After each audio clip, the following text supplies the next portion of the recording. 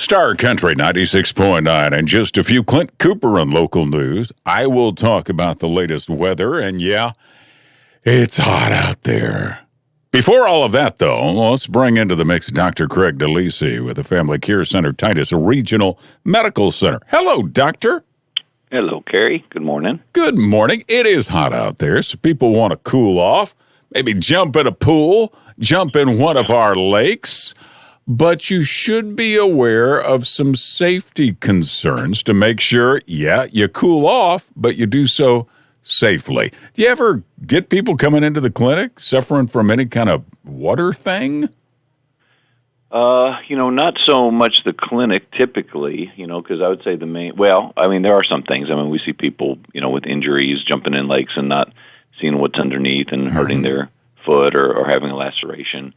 But I would say the biggest concern with water safety is the issue of drowning. Yeah.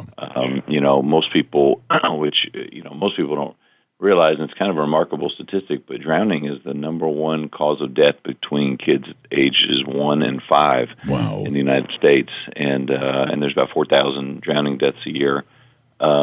It's not just in the ocean where there's riptides. We see that and hear that on the news, and that's a very real thing, and not something we deal with right around here in our backyard necessarily. But much more commonly, it's in pools and lakes when especially little ones don't know how to swim and get out over their head or fall in, and so it's something to really be aware of this time of year, especially. So, what's your tip? Have your floaties on? Have a parent always around a pool if there's a kid around? What are your tips for parents? Yeah, I'd say, the two main things I would say are worth talking about probably are pools and then lakes, and so there's a lot of lake swimming. For pools, I think the main thing is keeping kids out. So, having safety around the pools, having fences with locked gates. For underage kids or just kids who don't know how to swim, never having them unattended in those areas or really even having access to get into them. Having a floating device. I think teaching them to swim, is really the best defense against that. I think it's also important for family members to know CPR and to help in a drowning situation. My little now 3-year-old son, Caden, last year when he was 2, fell into our family pool, and my at the time 11-year-old daughter is the one who found him unconscious under the water.